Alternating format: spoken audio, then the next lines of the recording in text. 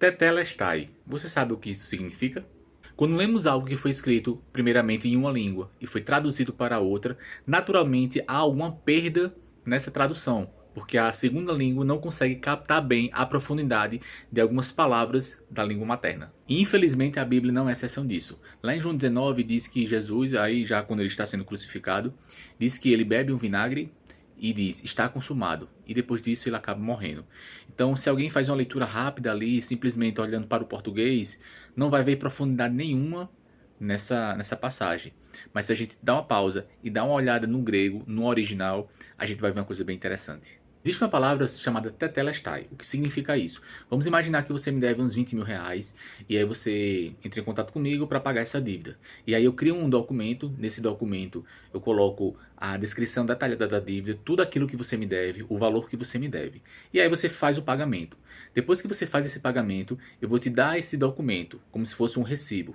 E lá no final do documento, eu vou colocar uma palavra chamada tetelestai, que significa a dívida foi paga. Mas não qualquer dívida, não uma dívida parcial, um pagamento parcial, mas integral. Então significa que, diante daquela lista de dívidas que você tinha comigo, tetelestai, ou seja, tudo foi completamente pago. Não há nada mais que você deve para mim.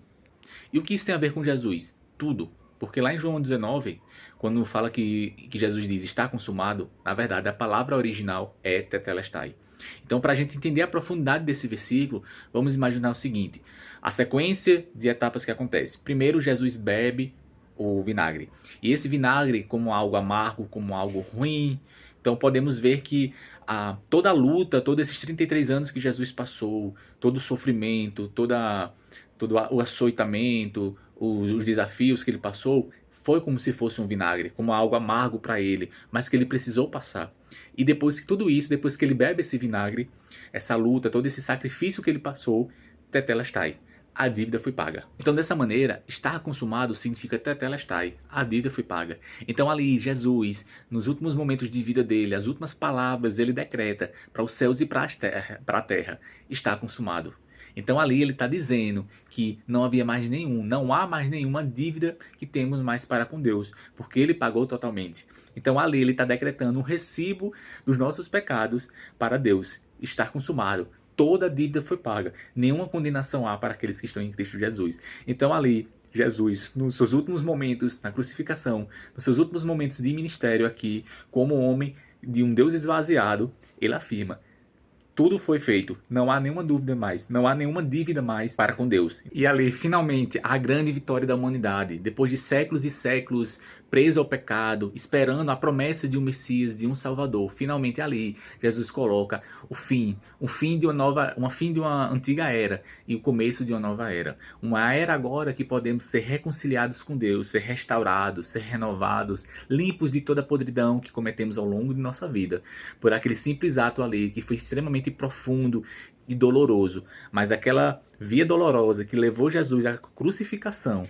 e ali no final ele declara: está consumado. E ali há a vitória de Jesus contra todos os principados e potestades, contra todos os dominadores deste mundo tenebroso, contra todas as hostes espirituais do mal. Todas elas são derrotadas e humilhadas por um Deus que se esvaziou como um homem. E ali, fazendo a vontade do Pai, consegue trazer a grande novidade, as boas novas, o evangelho, que significa boas notícias para o homem. E a notícia é: a dívida foi paga, nenhuma condenação, não há mais nada aquilo que nos separe de Deus. Então, a partir disso, podemos entender que Jesus ali cria um caminho. E ele mesmo diz: eu sou o caminho, a verdade e a vida. Ninguém vem ao Pai a não ser por mim. Então, naquele momento que ele diz está consumado, ele agora cria um novo caminho de retorno ao trono, retorno aos santos dos santos, retorno a Deus. Então aquele que renunciar tudo quanto tem e seguir a Cristo, se revestir de Cristo, ele terá sua dívida paga e terá paz com Deus.